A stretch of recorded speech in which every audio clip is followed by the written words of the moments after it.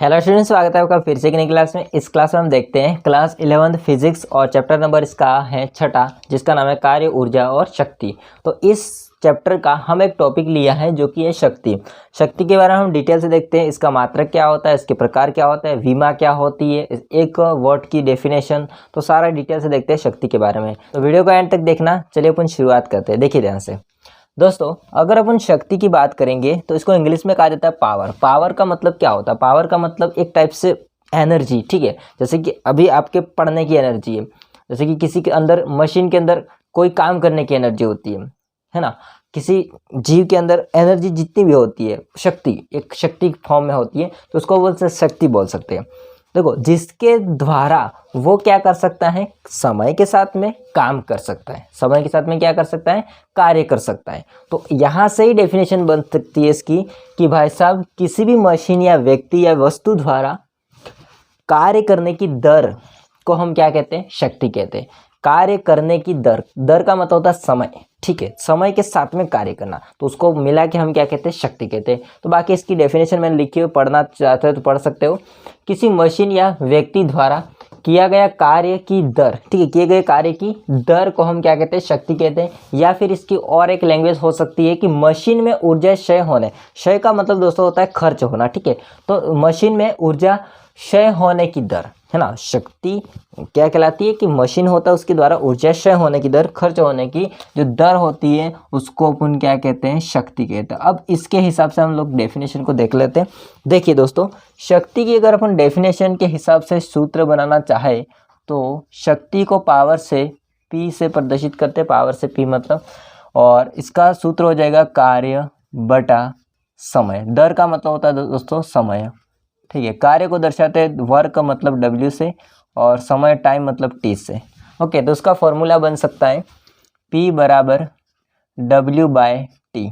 क्या सूत्र बन सकता है इसका? P बराबर W/T। आया समझ में? ओके, अब हम लोग समझ लेते हैं जो अपनी कार्य शक्ति होती है उसके कितने टाइप होते हैं। तो दोस्तों, इसके जो टाइप होते हैं वो दो होते हैं। एक होता है औसत शक्ति और दूसरा होता है ताक्षणिक शक्ति। तो हम लोग सबसे पहले लेते हैं औसत शक्ति को। दोस्तों, औसत को मतलब एवरेज बोल सकते हैं इसको। तो यहाँ पर अगर औसत की बात की जाए तो एक ही बात आएगी कि जहाँ जहाँ पर हमारे पास में शक्ति की डेफिनेशन है वहाँ पर आपको टोटल शब्द जोड़ देना है, कुल शब्द। जैसे कि इसकी डेफिनेशन है किसी मशीन द्वारा किया गया कुल कार्य, ठीक है, कुल कार्य तथा उसमें लगे कुल समय, ठीक है, यहाँ पर कुल नहीं जोड़ा है बट लगे कुल समय को हम लोग क्या कह सकते हैं, औसत शक्ति कह सकते हैं। ओके, तो यहाँ पर मैं लिख देता हूँ। ओके, उसको हम क्या कह सकते हैं, औसत शक्ति कह सकते हैं।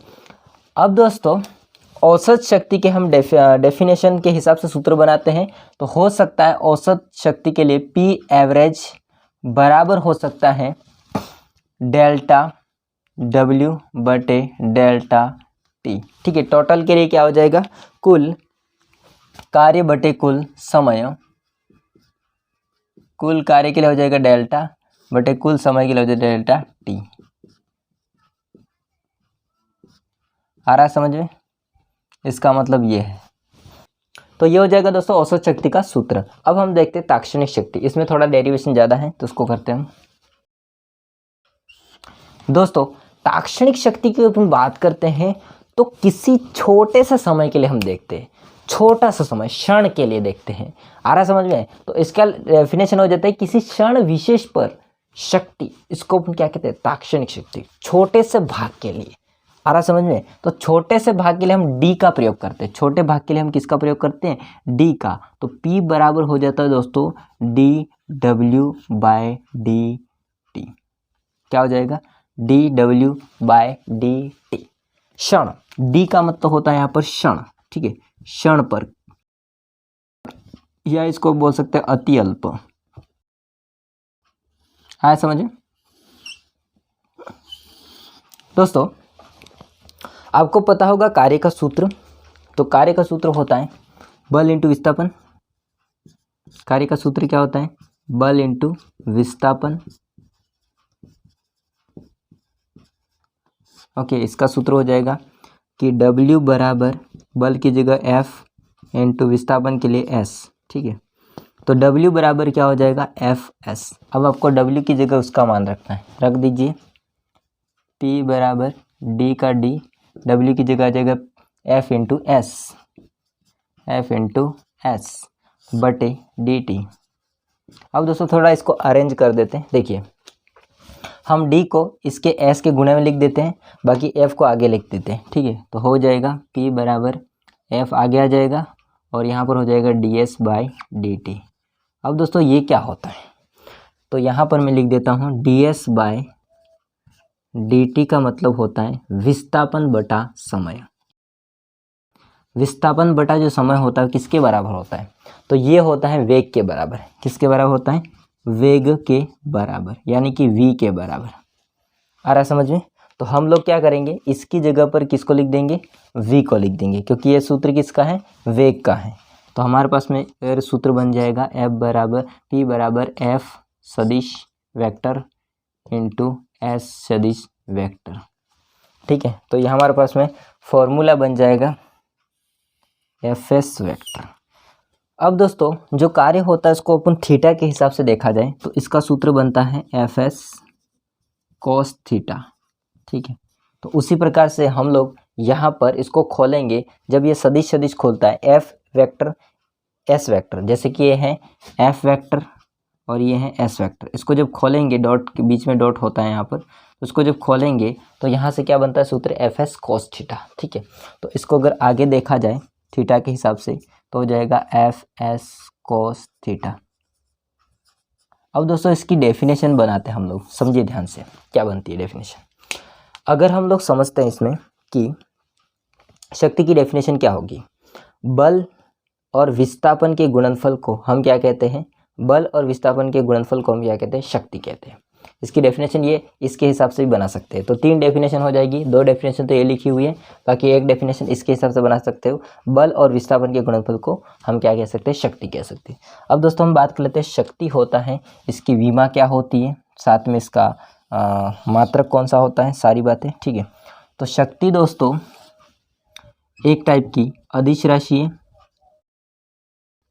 ध्यान रखिए।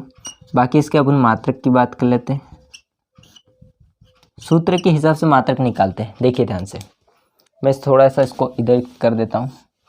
देखिए सूत्र के हिसाब से मात्रक निकालते हैं तो हो जाएगा P बराबर W का हो जाएगा जूल, कार्य के लिए क्या हो जाएगा मात्रक जूल, ऐसा ही मात्रक क्या होता है जूल, तो ऊपर आ जाएगा जूल। या एक काम करते हैं हम लोग इसको इधर ही कर देते हैं, हम यहाँ पर लिख देता हूँ मैं, कार्य का मात्रक क्या होता है जूल और समय का मात्रक क्या होता है सेकंड। ओके, तो यहाँ पर क्या हो जाएगा सूत्र के हिसाब से अगर देखा जाए P बराबर W बाई टी, तो का जूल बटे सेकेंड, ठीक है। तो यहाँ पर कार्य का हो जाएगा जूल बटा सेकेंड। जूल को दोस्तों J से रिप्रेजेंट करते हैं, बाकी T को सेकेंड, सेकेंड को S से प्रेजेंट करते हैं, तो यहाँ पर हो जाएगा S, ठीक है।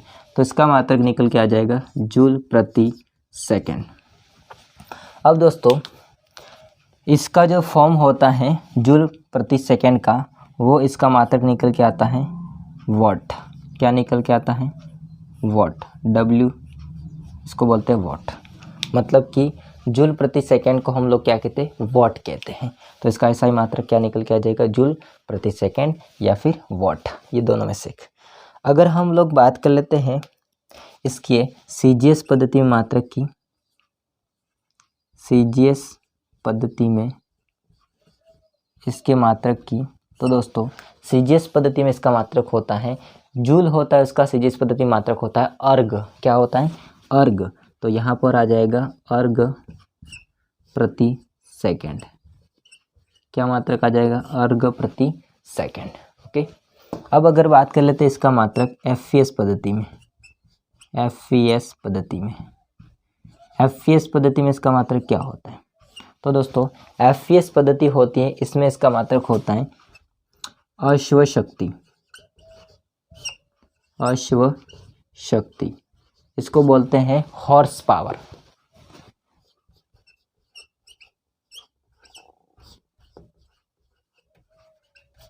ये हॉर्स पावर को हम शॉर्ट में दर्शाते हैं HP से। किससे दर्शाते हैं? HP से। तो दोस्तों अगर हम लोग कहें कि एक हॉर्स पावर होता है वो कितने वॉट के बराबर होता है, तो एक हॉर्स पावर होता है वो 746 वॉट के बराबर होता है। कितने वॉट के बराबर होता है? 746 वॉट के बराबर होता है। और एक आपके दिमाग में और क्वेश्चन आ रहा होगा कि एक जो किलोवाट होता है दोस्तों वो कितने वॉट के बराबर होता है? तो एक 1000 वॉट के बराबर होता है। आया समझ में? अब दोस्तों हम बात कर लेते हैं इसकी विमा की। विमा कैसे निकालेंगे? तो दोस्तों सूत्र है हमारे पास में कार्य बटा समय। कार्य की विमा क्या होती है? तो कार्य की विमा होती है m1 l1 t - 2। ठीक है, m1 l2 t - 2, सॉरी गलत लिख दिया मैंने, m1 t l2 t - 2। ठीक है, बटे समय की विमा हो जाएगी t1। अब दोस्तों जब ये t1 होता है ऊपर जाएगा तो माइनस का हो जाएगा, क्योंकि अभी कितना है?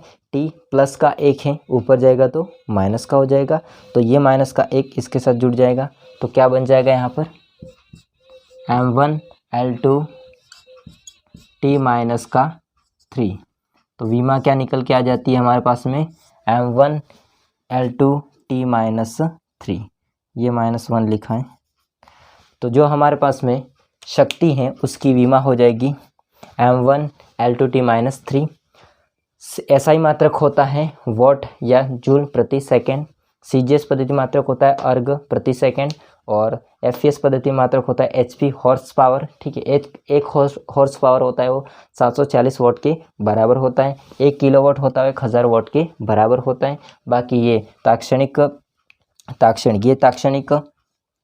शक्ति का सूत्र है, ये औसत शक्ति का सूत्र है, और ये शक्ति का सूत्र है।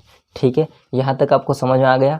अब हम बात कर लेते हैं एक वॉट की डेफिनेशन। तो एक वॉट की डेफिनेशन मैं यहाँ पर बीच में ही कर देता हूँ कहीं पर भी, क्योंकि इसके लिए अलग से जगह हम नहीं, इसको मिटाएंगे नहीं, यहाँ पर मैं कर लेता हूँ, समझ लेना। एक अगर अपन बात करेंगे वॉट की डेफिनेशन, दोस्तों अगर हमारे पास में, समझना ध्यान से, अगर हमारे पास में एक वॉट होता है उसकी डेफिनेशन की बात करें तो सूत्र हो जाएगा 1 जूल बटा 1 सेकेंड। अब आपको बोलेंगे तो सीधा लिख दिया, सीधा नहीं दोस्तों, जूल होता है उसको आप 1 मान लीजिए, सेकेंड को 1 मान लीजिए, तो जो आगे निकलने वाला होगा वो कितना हो जाएगा? 1 वॉट।